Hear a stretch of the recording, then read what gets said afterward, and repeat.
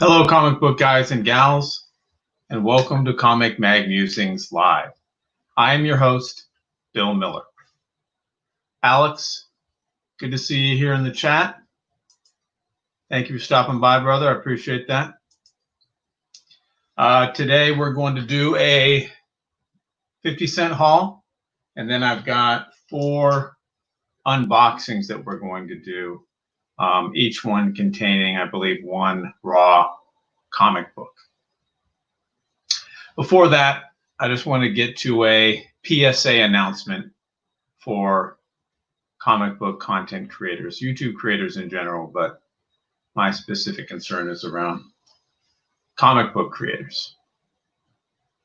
So sometimes I notice when, and it's usually when someone seemingly is first starting out, perhaps I did it, I just don't remember, but I'll notice that I'll find a comic book channel, watch one of the videos, and then leave a comment, and I'll never get any response.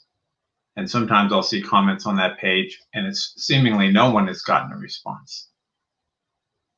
So just some food for thought if you're a content creator. Maybe you don't know, maybe you're not sure kind of the machinations of YouTube and how the social ecosystem works. But in my opinion, this is only my opinion, there is like an unwritten social contract, right?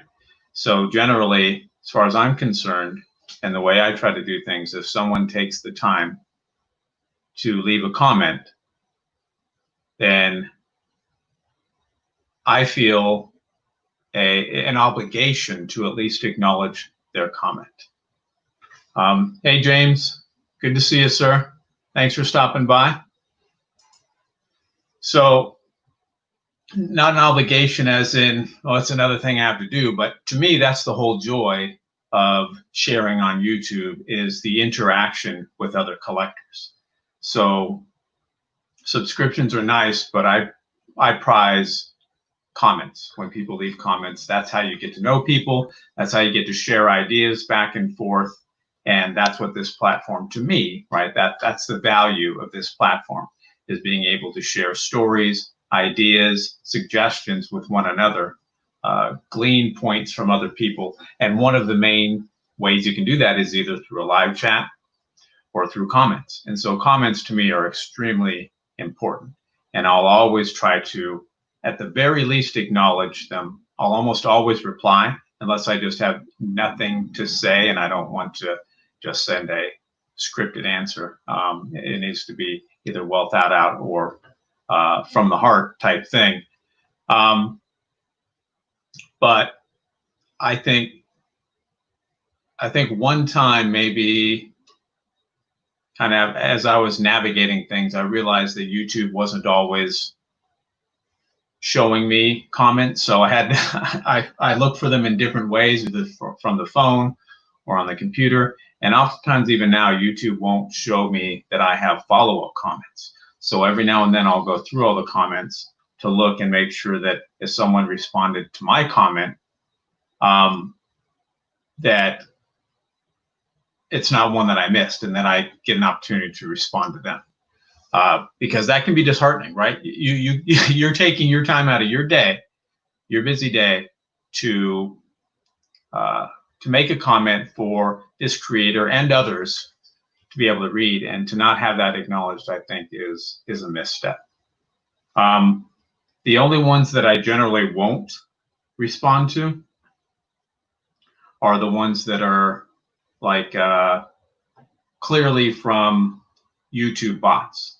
In my case, it would be 64-page special has programmed these YouTube bots to leave comments on my channel. You know who I'm talking about. Hey, gang. Wait a minute. That's too angry. How's he go? He goes, hey, gang. No. He goes, hey, gang. Nope. That's a little too sexy for him. He goes, Alex Big Blue is having a contest. He wants to know our favorite teams from DC. Like hey, gang. That's it. That's the guy I'm talking about. That rascal. But other than that, if there's not a even if it's like, that's not someone I recognize, but sometimes they're getting good enough to where I'm not sure if that's a legitimate comment. I'll at least acknowledge the comment. And so, to me, I just think that that's a central part to our community. And I don't think that it's malicious, but I just think that oftentimes new YouTubers or people who aren't as familiar with our community, maybe don't jump in live streams, things like that. I think that maybe they're not aware of that aspect of it. Like I said, I can't remember if that's something that I was cognizant of when I first started, but it's certainly something that's of utmost importance to me now. And I do think that it discourages comments in the future if you don't respond to them, but that's just me. Yes, James is always leaving comments, thoughtful ones too. I know I certainly appreciate it, and I know others do as well. Simple Simon in the house. What's going on, my Aussie brother? Good to have you. All right, so PSA on leaving comments over. Let's get to some comic books. So these are 50-cent comics that I got probably, I guess, 6 or 7 months ago now from a local shop. It is no longer around. It was in Phoenix, Arizona. So what do we got? I think most of these are modern and probably in 8.5 to 9.6, somewhere around there. We got Doctor Strange #5, B cover from 2018. Julian Totino Tedesco is the cover artist. All right, what else we got here? Deathstroke #44, pretty cool cover. The B cover by Riccardo Federici.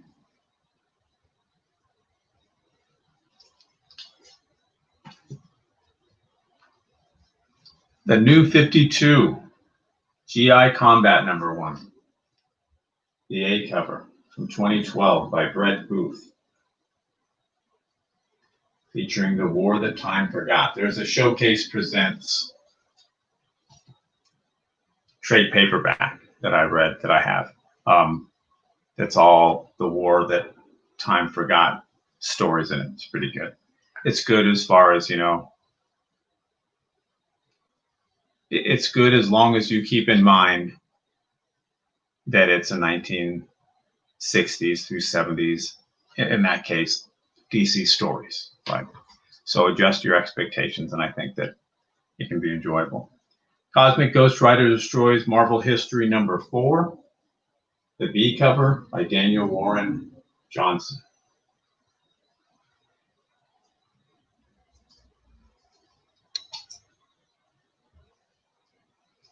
We've got Unholy Grail #1, an Aftershock book.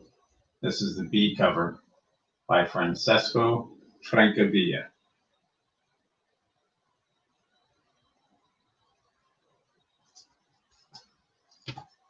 What else we have? Underwater #1 by Jeff Lemire on the cover. This is the B cover from 2017. Underwater. That's Underwinter. Reading brought to you by Hooked on Phonics. Age of Conan Valeria #1. Gosh, I don't know how many of these I have. This is the A cover by Jay Anacleto, and this features the origin of Valeria.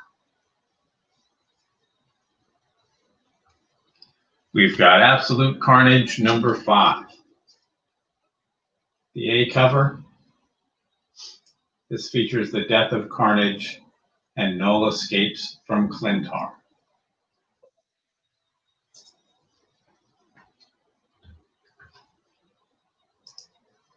All right. Thanks for stopping by, Simon. We appreciate it. Have a good one, brother. We've got Absolute Carnage Lethal Protectors #3. The A cover by Yvonne Cuello.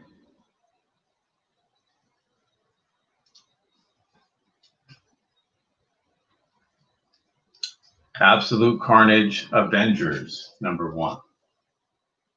The A cover by Clayton Crane.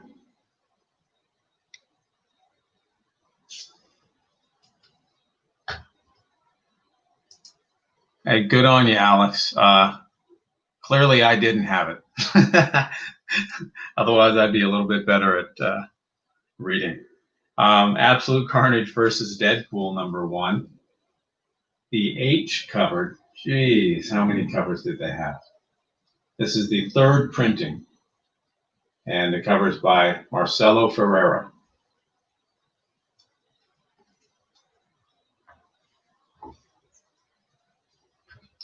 Absolute Carnage Scream, #2. This is Carnage Heavy. The A cover by Gerardo Sandoval.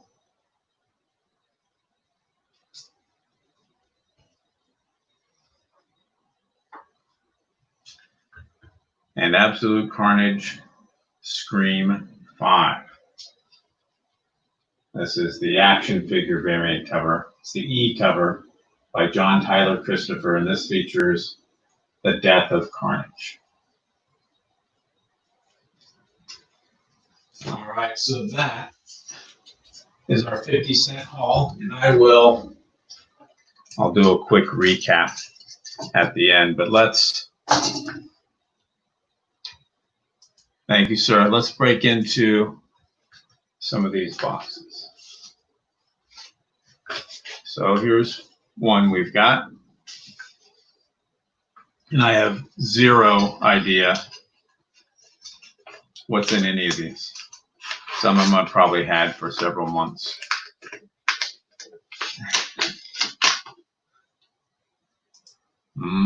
Pizza, right? If you want to throw some pepperoni and sausage on that, you've got my attention.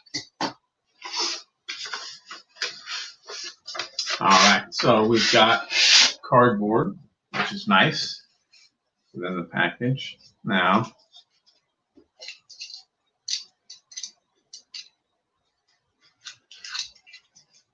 just want to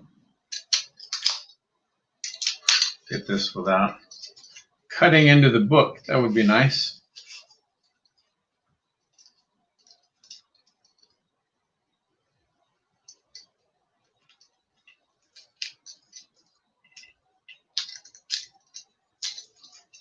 I think we got it. All right. Oh, very cool.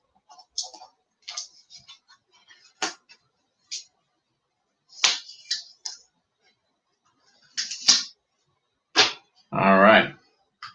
So we've got Savage Sword of Conan. I believe this is 1. I'll have to check, but it's a retailer incentive variant. Maybe 1 in 10, maybe 1 in 25. I'm not sure. I'd have to check on that. But very cool. Very excited to have this fella.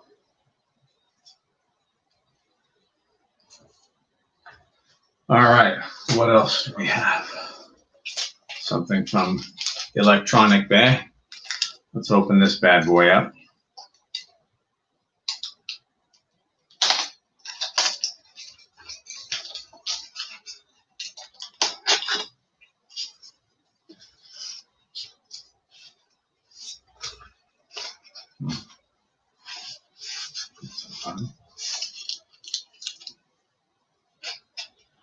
What the deuce is it at?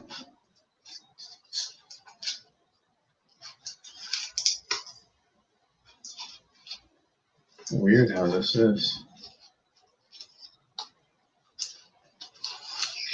Maybe it's over here on the side with the tape.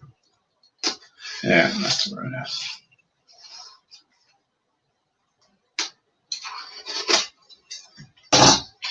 All right. So we've got some bubble wrap. All right. I can see this guy already.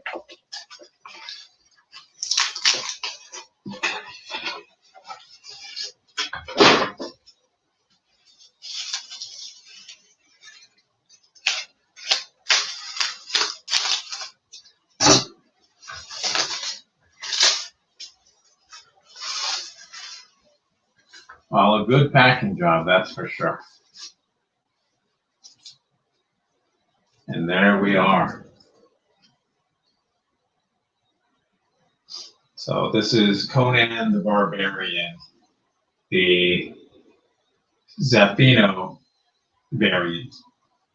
This is number 1, and this is limited to 1,000 copies. There's a black and white that's limited to 500. I have one or two of these already, but for the price, I figured I'd pick this one up as well. So very cool. Excited to have that guy.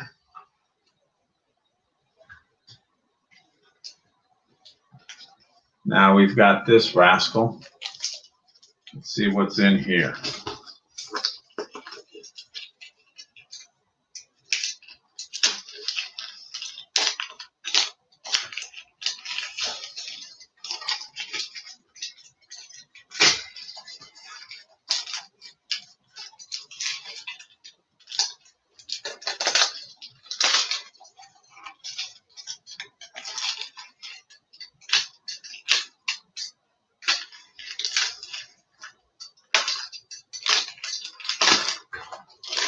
All right.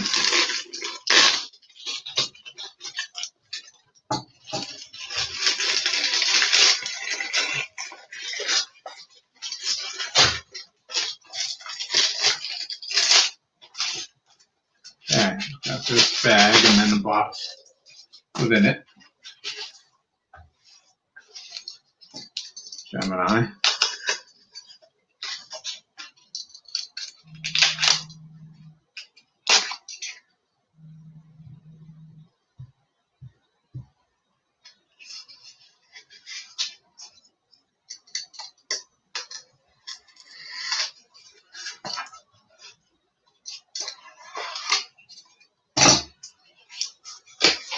Right.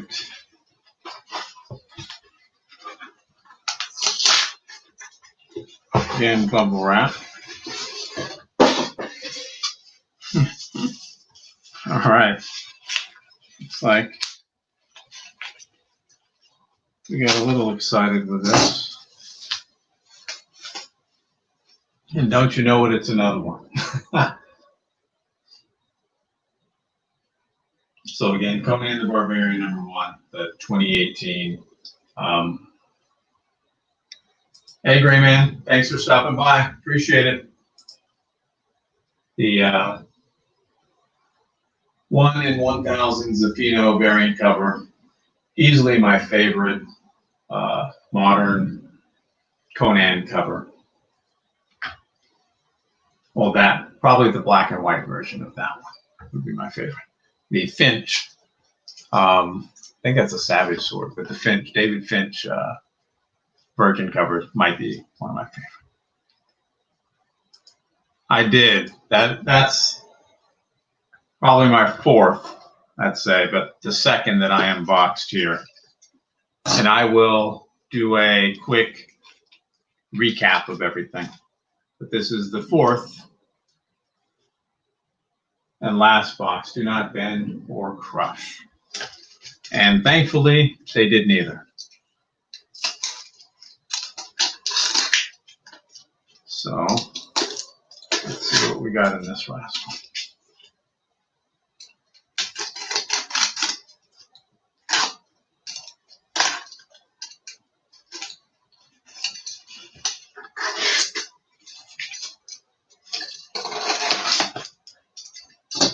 All right. So Gemini shipper, we've got some cardboard. So packed pretty well, in my opinion.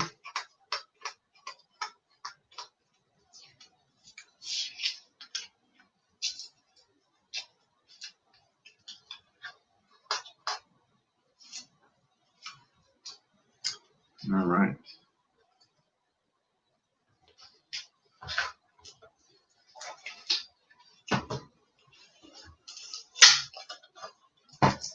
So I'm doing this in a way where you rascals actually get to see it first.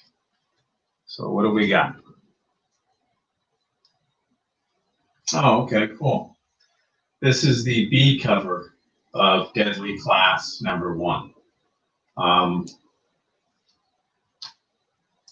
Hey, Bear Rocks and Comics, thanks for stopping by. Appreciate it. I think last week, one of the unboxings was the A cover, and this is the B cover that we picked up. So those are the comics that we have for this round. I will quickly go through them again. These four for eBay purchases. We've got Deadly Class #1, B cover. I'm a big fan of Rick Remender. That series is pretty good. I wouldn't call it great. I'd say it's pretty good. But his Fear Agent is just dynamite. One of my favorite reads of all time. We've got Conan the Barbarian #1, Gerardo Zapino variant. Probably my favorite modern Conan cover between this and the Finch Conan cover. But this one, and there's also a black and white that's a good deal more. I have a couple of the black and white ones, but I only got some color ones here. Hey, Rod, thanks for stopping by. Appreciate it, sir.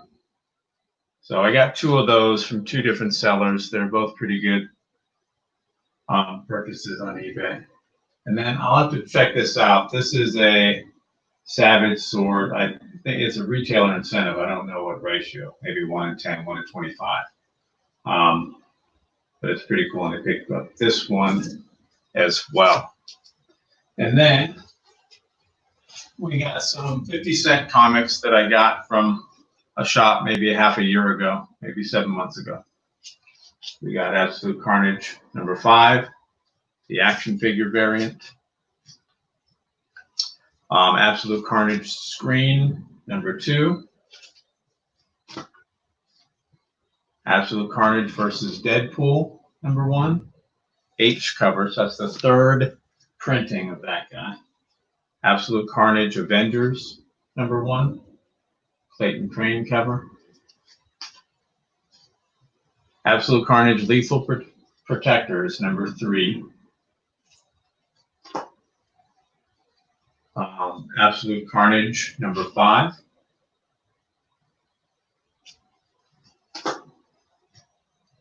I think I must have just gone to that section there and grabbed those. Age of Conan Valeria #1. Under Winter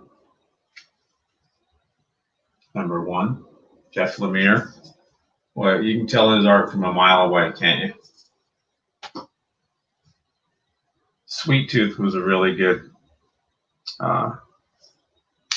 story by him. I haven't read a whole lot of his other stuff, though. Unholy Grail #1. And Aftershock, both. Ghost Rider Destroys Marvel History #4.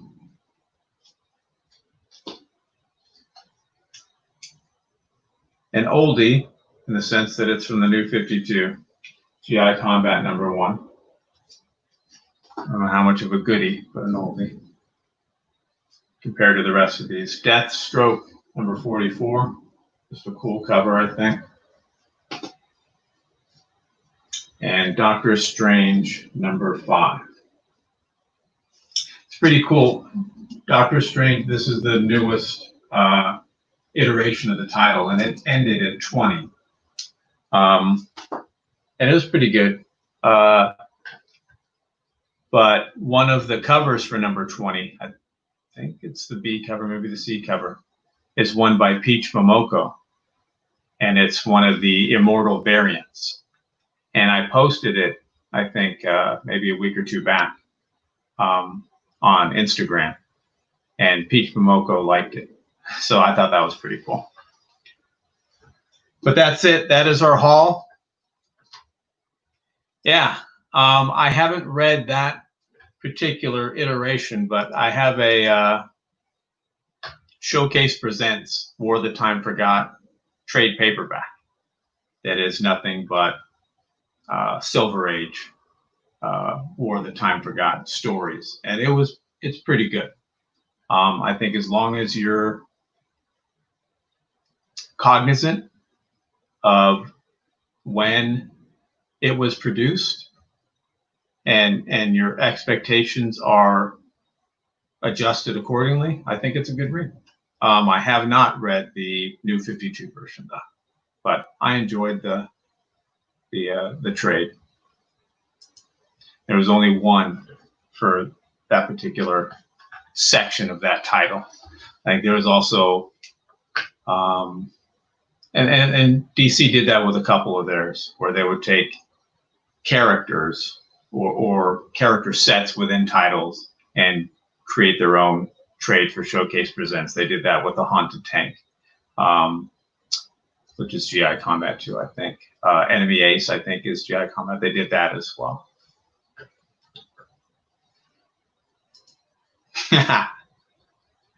She's blowing up, Gray Man.